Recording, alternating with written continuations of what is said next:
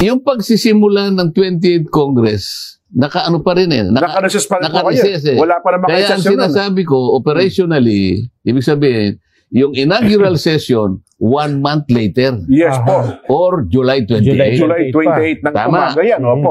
Oh.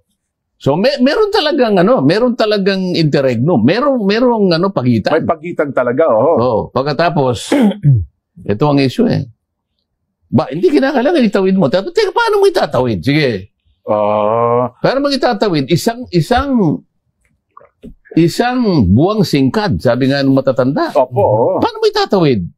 Wala namang session. Hindi naman tatawag ng special session ng President.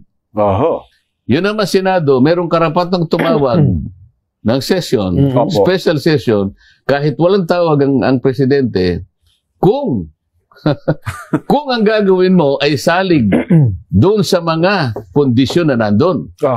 Halimbawa, nawala ang Vice President. Kailangan maghirang tayo ng Vice President. Ayun, yun pala kababalian. Opo. Ay, medyo hindi na makaganap ang Pangulo sa kanyang katungkulan. Opo. Kailangan tayo magsesyon. Yung mga ganun.